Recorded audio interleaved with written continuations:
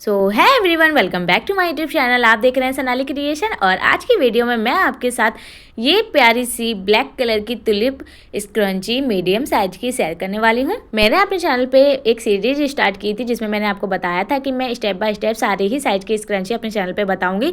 तो skinny size की मैं बता चुकी, अब मैं मीडियम साइज की बताती हूँ। तो सबसे पहले हमने यहाँ पे जो कपड़ा लिया है उसकी चौड़ाई 4 इंच है और लंबाई की मैं बात करूँ तो यहाँ पे 21 इंच इसकी लंबाई है। ठीक है, देख लीजिए यहाँ पे 21 इंच इसकी लंबाई है और डबल फोल्ड में यहाँ पे मैंने कपड़ा ले रखा है।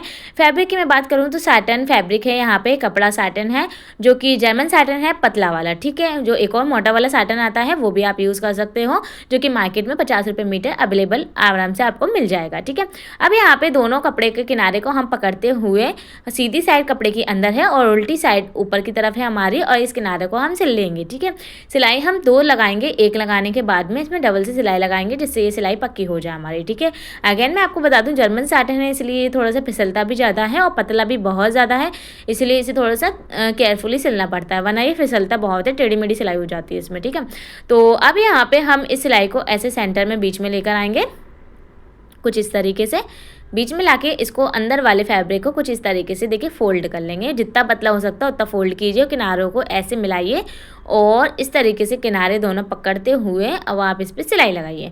अच्छा, अब सिलाई लगाते टाइम आपको इस बात का ध्यान रखना है कि अंदर वाला फैब्रिक आपकी सिलाई में नहीं दबना चाहिए और इन दोनों किनारों को आपको पकड़ते हुए सिलाई लगानी है। ठीक है, कुछ इस तरीके से, और अंदर वाला फैब्रिक ऐसे खींचते जाना है और इस पर बाहर वाले फैब्रिक पर सिलाई लगाते हुए जाना है। वीडियो को मैंने थोड़ा सा फास्ट फॉरवर्ड किया है जिससे आप बोर ना हो जाओ सिलाई देखते हुए।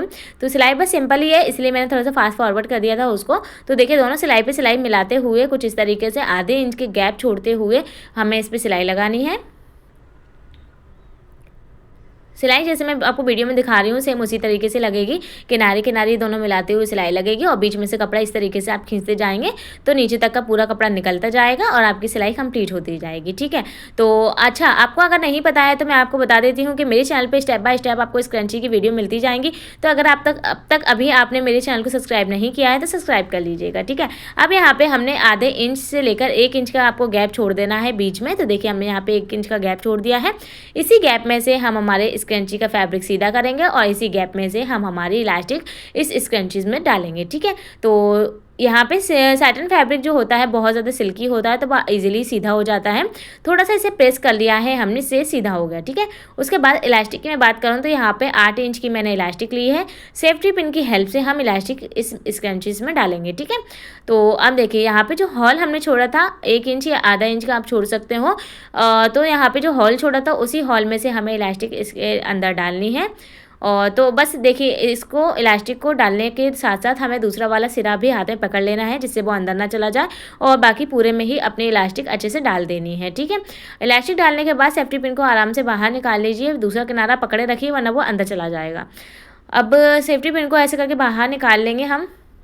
आप चाहो तो राउंड इलास्टिक भी इसमें यूज़ कर सकते हो, राउंड इलास्टिक में आपको सिलाई लगाने की ज़रूरत नहीं पड़ेगी, आप उसे आराम से नॉट लगा सकते हो, उसमें गठान बांध सकते हो। लेकिन मैं यहाँ पे फ्लैट इलास्टिक यूज़ कर रही हूँ तो यहाँ पे मुझे सिलाई लगानी पड़ेगी, तो दोनों किनारों को हम इस तरीके से पकड़ेंगे और इस पर सिलाई लगाएंगे। ठीक है, और सिलाई भी आपको एक नहीं लगानी, 2-3 सिलाई लगानी है जिससे ये अच्छे से पक्का हो जाए। अगर आपको राउंड इलास्टिक और फ्लैट इलास्टिक की लिंक चाहिए तो मैं डिस्क्रिप्शन बॉक्स में लिंक दे दूँगी, तो वहाँ से आपको बहुत ही कम रेट में बहुत ही अच्छी क्वालिटी की इलास्टिक मिल जाएगी। ठीक है, अब यहाँ पे जो भी हॉल हमने 1 इंच का छोड़ा था उसे हम पैक करेंगे। तो जैसा हमने स्क्रंची प्रेस करी थी वैसी की वैसी उठाएंगे इसे और दोनों किनारी ऊपर और नीचे को देखते हुए बिल्कुल किनारी पे इसकी सिलाई लगाएंगे। ठीक है, धागा बिल्कुल सेम है तो इसकी सिलाई ज़्यादा दिखेगी नहीं, फिर भी मैं आपको अभी सिलाई लगाने के बाद में थोड़ा सा दिखाती हूँ किस तरीके से सिलाई लगेगी। तो देखिए यहाँ पे बहुत ही बारीकी से आपको इस तरीके से सिलाई लगानी है जो कि ज़्यादा दिखेगी नहीं, तो बहुत ही सुंदर आपकी स्क्रंची बनके रेडी होगी।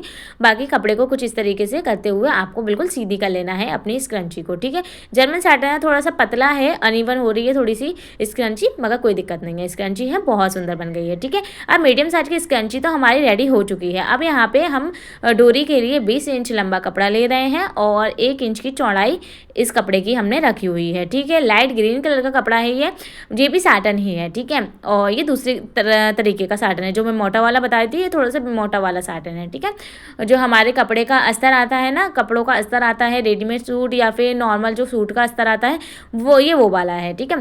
तो यहाँ पे 2-3 तरीके के साटन आते हैं। अगर साटन में भी आप कंफ्यूज हो तो आप कमेंट सेक्शन में बता देना, तो मैं साटन के भी टाइप आपको बता दूंगी किस किस टाइप के साटन होते हैं, ठीक है। अब देखिए यहाँ पे जो भी एक्स्ट्रा फैब्रिक है उसे हम कट कर देंगे। डोरी आपको कितनी रखनी है, डोरी आप अपने अकॉर्डिंग कम या ज़्यादा कर सकते हो। मैंने थोड़ी सी पतली बनाई है, बाकी तुलिप में जो इस क्रंची में जो डोरी होती है वो थोड़ी सी थिक होती है, मोटी सी होती है, ठीक है। तो आप थोड़ी सी मोटी बना लेना। अब यहाँ पे सुई धागे की हेल्प से हम डोरी का एक सिरा सिलेंगे और सुई को उल्टा करके इस डोरी के अंदर डालेंगे। तो डोरी को अंदर जैसे जैसे डालेंगे, जैसे हम इलास्टिक फिल करते हैं ना, इलास्टिक डालते हैं या कोई भी चीज़ डालते हैं, वैसे ही इसमें पूरे में धागा सुई उल्टी करके ऐसे पोते जाएंगे और पूरा किनारे तक कुछ इस तरीके से देखो धागा निकाल लेंगे, ठीक है। तो धागा हम ऐसे बाहर निकाल लेंगे और इसको धागे को खींचेंगे ना, तो हमारी डोरी जो है वो सीधी होती चली जाएगी, ठीक है। अगर आपको डोरी सीधी करनी आती है तो आप ये वाला पार्ट स्किप कर सकते हो। तो देखिए कुछ इस तरीके से हमारा किनारा जैसे बाहर आ जाएगा, तो हम इस तरीके से डोरी को खींचते जाएंगे और हमारी डोरी सीधी होती जाएगी, ठीक है। डोरी का साइज मैंने आधा इंच से भी थोड़ा सा कम रखा है। अगर आपको चाहिए तो आप थोड़ा सा मोटा डोरी को बना सकते हो। मैं बार बार बोल रही हूँ, अपनी मर्जी का अकॉर्डिंग आप बना सकते हो, ठीक है। तो यहाँ पे डोरी हमारी पूरी सीधी हो चुकी है। अब हमारा जो साइड वाला फैब्रिक था उसमें से हमें एक टुकड़ा लिया है जिसकी चौड़ाई यहाँ पे 6 इंच है और जिसकी लंबाई 10 इंच है।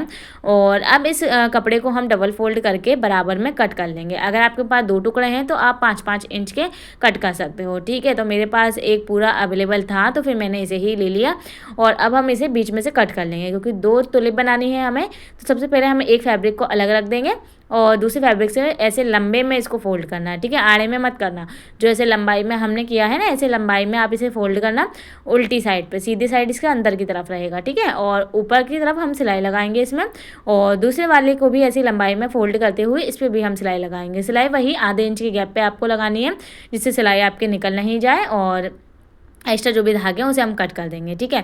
अब सबसे पहले मैं आपको एक दिखाती हूँ, ठीक है। एक बनाऊंगी, वैसे ही हमें सेम दूसरा भी बनाना है। तो देखिए यहाँ पे इसको हम सीधा करेंगे और सीधा हमको इस तरीके से करना है कि नीचे तक पूरा सीधा नहीं करना, इसके देखिए अंदर वाला किनारा जो है उसे भी ऐसे ऊपर की तरफ ले जाना है। ऐसे कोई थैला नहीं होता, बिल्कुल वैसे ही जैसे कोई थैला होता है ना, उस तरीके से आपको बनाना है। नीचे से खुला रहेगा, ऊपर से भी खुला रहेगा, लेकिन दोनों किनारे ऊपर की तरफ रहेंगे, ठीक है। समझ गए ना आप।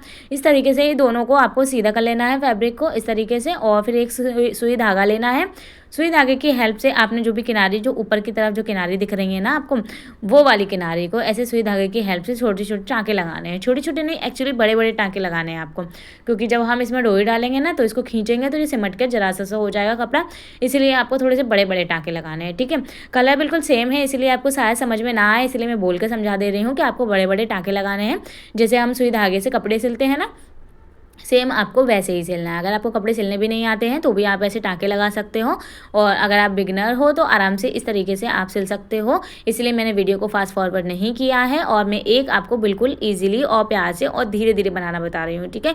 क्योंकि आपको अगर बिल्कुल नहीं आता है तो भी आप इस तरीके से आराम से बना सकते हो।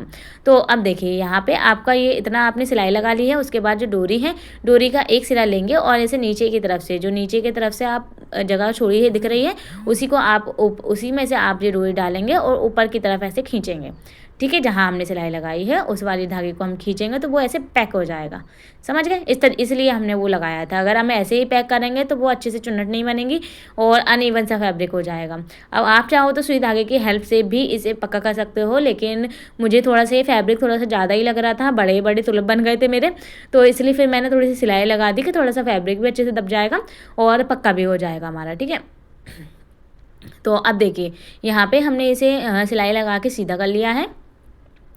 कुछ इस तरीके से आप इसे सीधा कर सकते हो। और अब इसके अंदर हम कॉटन डालेंगे, ठीक है। तो मैंने इसी प्रोसेस से दूसरा भी रेडी कर लिया था अपना तुलिप, और अब इसमें हम कॉटन डालेंगे, ठीक है। तो इसके अंदर आप कुछ भी फिल कर सकते हो। मैं यहाँ पे रुई फिल कर रही हूँ, जो खिलौने वाली रुई होती है ना बच्चों की, वो वाली मैं फिल कर रही हूँ। आप चाहो तो घर में कोई सी भी रुई अवेलेबल हो आप वो वाली यूज़ कर सकते हो इसके लिए, ठीक है। अब थोड़ी सी रुई और डालेंगे, क्योंकि ये हमारा बहुत ज़्यादा छोटे छोटे सा लग रहा था और मुलायम मुलायम सा लग रहा था। थोड़ा सा थिक भी होना चाहिए ना, जब भी तो अच्छा शेप आएगा।